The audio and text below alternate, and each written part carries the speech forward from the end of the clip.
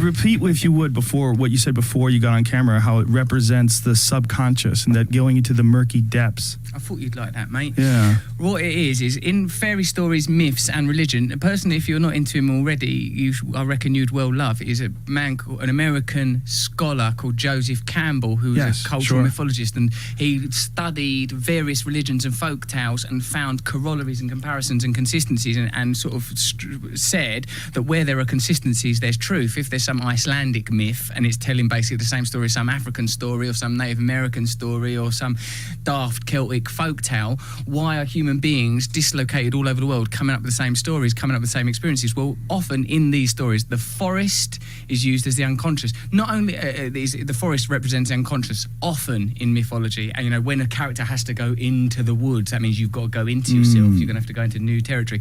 And also under the water similarly also represents unconsciousness. And what's interesting about it all, Joe, is like not only ancient mythologies and old stories, but also personal dreams. If you yourself have a dream, like this is where the work of Joseph Campbell intersects with the work of Carl Jung, that dude.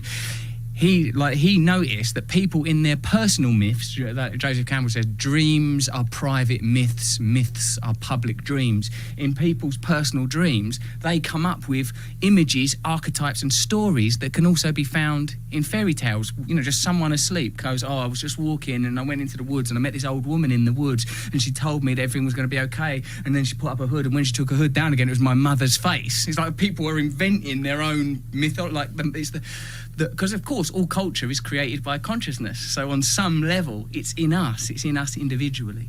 Yeah, Joseph Campbell's work is amazing, and when you do look at all the different stories and how they coincide and how many similarities they share, it is really interesting to see what are people trying to accomplish with these archetypes. Like, what are they trying to sort out? Because it seems like that has to be something. Is lessons passed down to children, lessons passed down to other people so they can learn things without having to experience the woods themselves.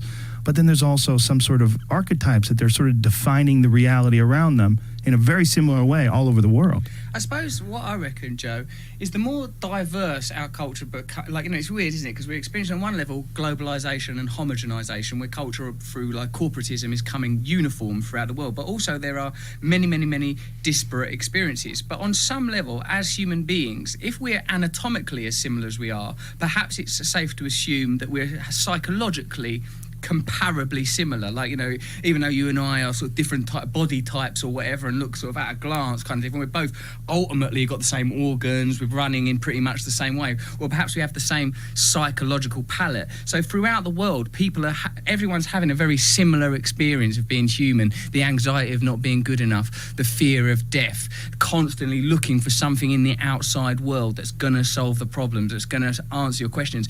And like, in a lot of these ancient texts that I've mostly got at through Joseph Campbell or, you know, Hinduism for beginners, that's normally my entry point. I, like you, am an autodidact, self-taught person. That's one of the things I like about your podcast, is you can hear, this is a person educating themselves and continuing to educate themselves through life. Well, like, one of the things that I picked up in that is, like, in them very, very ancient texts, there are people that, the same way as in our time that's defined by science and technology, there were times where people define themselves through meditation and experiences in consciousness. Like those people that wrote, say, the Upanishads, whoever the hell they were, these rishis, these ancient Indian yogis that went into deep, deep meditative states and came back with mantras and truths. Those people are as diligent and as fastidious as a scientist in a laboratory that comes back and goes, well, look, we've broke down, you know, Watson and Crick breaking down the DNA. They come back and go, this is what it is to be a human. You are gonna die. You need to come to terms with the relationship between your conscious self and your material self. For me, that's the stuff, like, that's the conversation that I'm into, and that's why whenever I find it, whether it comes from Joseph Campbell or Carl Jung or even checking out this podcast, like a lot of the stuff Graham Hancock's into, that always, it presses something deep in me. That's what I'm always looking for, you know, Joe. There are moments where you think, that shudder you get of, ooh, there's truth in there, you know.